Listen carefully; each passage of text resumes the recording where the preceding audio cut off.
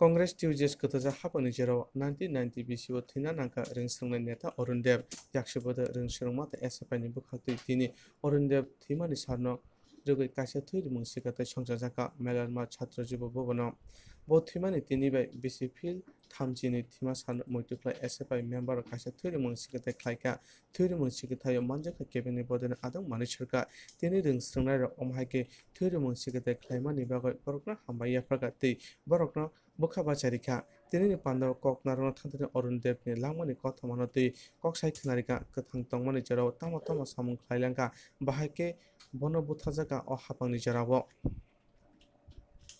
abono kaham khaina saka Arun Dev kaham khaina bogo jelama ti himka tabuni ringsnai rokbo o lama tuni himban huni poni wansukmo chabakhai buskani tingna kaham khaina nangnai Arun Dev jelama ti himka tabuni ringsnai rokbo o lama tuni himban huni poni wansukmo buskani salo loko panchang raitani kipito bubano শিবিরটা একটা তাৎপর্যমণ্ডিত দিনে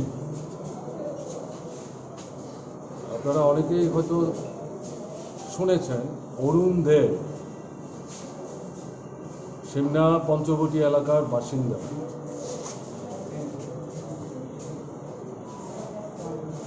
1990-তে আজকের দিনে জোট সরকারের সময়ে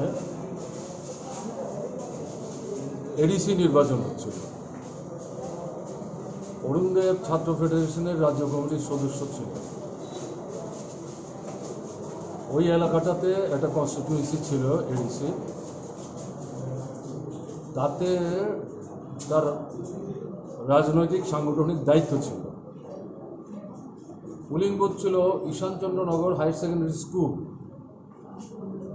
প্রথম থেকেই চেষ্টা করছিল কংগ্রেস টিউজেসের সাহায্য নিয়ে যাতে ভোটাররা নির্বিঘ্নে নির্ভয়ে স্বাধীনভাবে নিজেদের ভোট দিতে না পারে। কিন্তু অরুণ দেব তার সঙ্গে বন্ধুদের নিয়ে প্রথম থেকেই এটার মোকাবেলা করছিল। একদিকে সংগঠক, আরেকদিকে ওই পুলিং বুথে সে একজন পুলিং এজেন্ট ছিল। মূলত বাইরে থেকে সে দেখছিল গোটা বিষয়টা। এর মধ্যে যারা পুলিং এজেন্ট ছিলেন সিপিআইএম ক্যান্ডিডেটের, তারা যখন মাঝে মাঝে বেরোচ্ছিল তখন সে রিলিভারের দায়িত্ব পালন করছিল। তো সেই জায়গাটাতে বলা যায় যে অরুণ দেবের যে সাহসিকতা, দৃঢ়তা, বলিষ্ঠতা এবং এলাকার জনগণের মধ্যে তার যে গ্রহণযোগ্যতা, বয়স যদিও কম, এর কাছে যারা নির্বাচনটাকে প্রহসনে পরিণত করার চেষ্টা করছিল তারা পেরে উঠছিল, সময় সুযোগের জন্য অপেক্ষা করছে। সম্ভবত প্রায় মাঝামাঝি সময় ভোটের দিনে তার যে পুলিং এজেন্ট সে বেরিয়ে এসছে, হয়তো টিফিন ইত্যাদি করবে, অরুণ তার রিলিভার হিসেবে ঢুকেছে এবং সেখানেই প্রায় ফ্যাগেন ভোটের শেষের দিকে তারা তাকে আক্রমণ করলো, যাতে ছাপ্পা ভোট দিতে পারে, তাকে খুন করলো। হি ওয়াজ হ্যাক টু ডেথ। আমি সেদিন ছিলাম খোয়াইতে পার্টি আমাকে দায়িত্ব দিয়েছিল এই নির্বাচন সম্পর্কে কাজের জন্য। রাতের দিকে গিয়ে খবর পাই যে অরুণ নিখোঁজ, সম্ভবত সে খুন হয়ে গেছে, তাকে খুন করে ফেলেছে। পরদিন তো আসি আগরতলা, তার 1-2 দিন পর তাদের বাড়িতে যায়। তার মা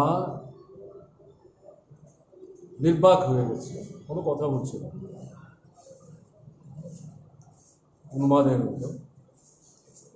বাবা শুধু চোখের জল পড়ে। তার ছোট ভাই অরুণ কয়েক মাস আগে বিয়ে করেছে, তার স্ত্রীর সঙ্গে কথা বলার মতো আমার মানসিক অবস্থা ছিল না। অরুণের মা বাবা যেটা বলছিলেন, স্কুলের মধ্যে গিয়ে তার হাতে সম্ভবত একটা বা দুটো আঙুল তারা দেখতে পেয়েছে এবং মা বাবা এই হাতের আঙুল দেখে বুঝতে পেরেছে এটা অরুণের হাতের আঙুল। এবং আমার যদি ভুল না হয়ে থাকে স্মরণ শক্তিতে, অরুণের মা বোধহয় এটাও বলছিলেন যে তার হাতের যে ঘড়িটা, সেই ঘড়িটাও সম্ভবত তিনি সেখানে খুঁজে পেয়েছিলেন এবং পরিষ্কারভাবে কাঁদতে কাঁদতে বলছিলেন কিন্তু আমার অরুণের ঘড়ি। তারা যা বুঝে বুঝে গেছে। পরে আমরা যা জানতে পেরেছি তাকে টুকরো টুকরো করে খুন করেছে, একটা চটের থলিতে ঢুকিয়েছে এবং এখান থেকে বর্ডার এলাকায় নিয়ে গেছে এবং এরপর থেকে তার এই লাস্ট ইয়ার খুঁজে পাওয়া যায়। অনেকের ধারণায় বর্ডারটা ক্রস করে বাংলাদেশের দিকে কোথাও নিয়ে হয়তো লুকিয়েছে অথবা নদী ইত্যাদির মধ্যে ভাসিয়ে দেওয়ার চেষ্টা করেছে। তার কোনো বিচার আজও হয়নি, কারণ ওরা সামনে সাক্ষী রাখার চেষ্টা করে যারা খুন করেছে। এটা হচ্ছে তার 31তম শহীদান দিবস, যদি আমার ভুল না হয়। আমি যেটা বলবো, যারা মানুষের জন্য কাজ করে, মানুষের কল্যাণে, মানুষের স্বার্থে, মানুষের যারা শত্রু, তাদের কাছে এই জাতীয় যারা মানুষ তারা তাদেরকে সহ্য করতে পারে না, এরাই তাদেরকে খুন করে। এবং এরকম যারা, তাদেরকে আমরা বলি শহীদ।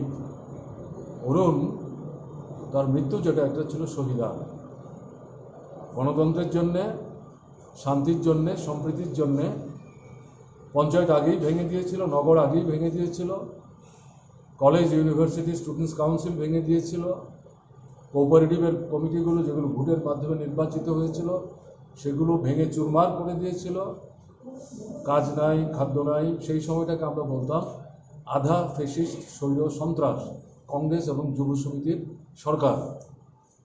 তো কংগ্রেসের দুর্বৃত্তদের হাতে অরুণ খুন হয়েছিল। অরুণ এবং অরুণের মতো যারা, তাদের মৃত্যু নাই। অরুণ একটা গরিব পরিবারের সন্তান। তার বাবা সম্ভবত থালা বাসন এগুলো ভাঙাচোরা হলে এগুলি ঠিকঠাক করতেন, বাড়িতেই ওনার এরকম একটা কাজের জায়গা ছিল, সম্ভবত কেউ কেউ তাকে সাহায্য করতেন। জায়গা জমি তেমন কিছু ছিল না, একেবারেই গরিব পরিবার। সেই পরিবারের ছেলে, প্রথম সন্তান অরুণ, কলেজে পাশ করেছে।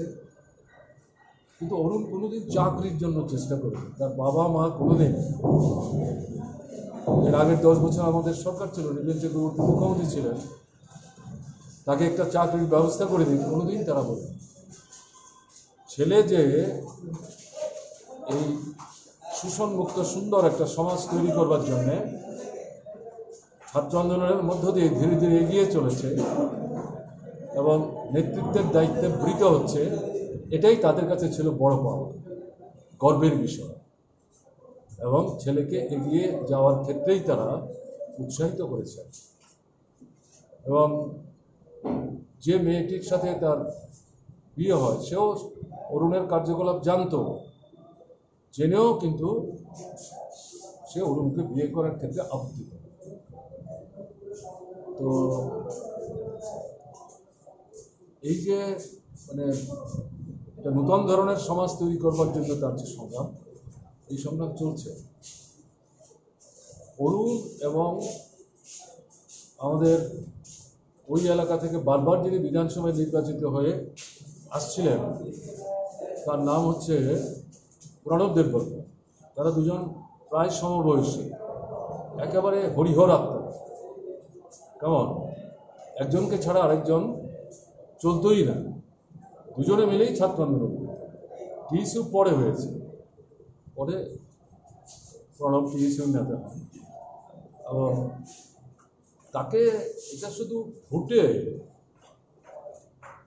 রিগিং করার জন্যই খুন করেছিল ঘটনাটা না, এর সাথে যুক্ত ছিল যেভাবে সে এগিয়ে আসছিল। এবং অরুণ প্রণব এরা মিলে নতুন ছাত্র যুবদের মধ্যে যে উৎসাহ উদ্দীপনা তৈরি করছিল, এটা প্রতিক্রিয়ার শক্তির কাছে ভয়ের কারণ হয়েছে।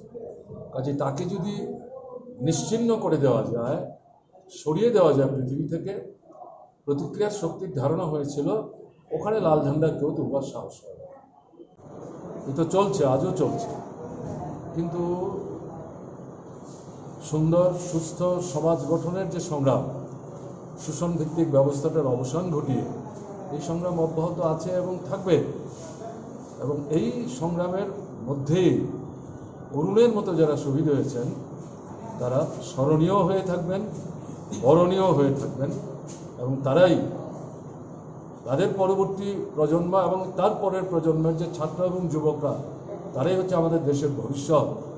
তাদের কাছে প্রেরণার অন্যতম উৎস। সেদিক থেকে ভারতের ছাত্র ফেডারেশন এবং ট্রাইবাল স্টুডেন্টস ইউনিয়ন তারা মিলিতভাবে অরুণের মৃত্যুর পরের বছর থেকেই এই দিনটিতে শ্রদ্ধার সাথে তাকে তারা স্মরণ করে। আমিও আজকের দিনে তার স্মৃতি গভীর শ্রদ্ধার সাথে স্মরণ করছি। তার পরিবার পরিজনদের মধ্যে যারা আছেন, এখন তার মা বাবা অনেক আগেই পৃথিবী ছেড়ে চলে গেছেন, তার ছোটো ভাই আছে, তো পরিবারের অন্যান্য লোকরা আছে, তাদের প্রতি সহমর্মিতা জানাচ্ছি। এবং তার আদর্শে অনুপ্রাণিত হয়ে যারা এগিয়ে যাওয়ার চেষ্টা করছে, তাদের প্রতি আমার আবেদন থাকবে, শুধু যেদিন অরুণ মৃত্যুমুখে পতিত হয়েছেন সেই দিনটাকে স্মরণ করলে চলবে না, শ্রদ্ধা জানালেই চলবে না। রক্তদান তার আগে থেকেই এই দিনটিতে করে আসছেন, খুব ভালো কাজ। অরুণের প্রতি শ্রদ্ধা দেখাবার ক্ষেত্রে এটা একটা জ্বলন্ত নিদর্শন। কিন্তু আরও বড় কথা হচ্ছে যে আদর্শের জন্য তার জীবনদান, বলিদান, ব্যবস্থার পরিবর্তন, এই সংগ্রাম অব্যাহত রাখতে হবে। আরও নতুন নতুন ছেলে মেয়েদেরকে তার মধ্যে আনতে হবে। এই সংখ্যাটা যত বাড়বে, এই লড়াই যত তেজি হবে, পরিস্থিতির মধ্যে পরিবর্তন আনার ক্ষেত্রে যখন তারা সাফল্য অর্জন করবে, এটাই হবে অরুণের প্রতি তাদের যথার্থ শ্রদ্ধা প্রদর্শন।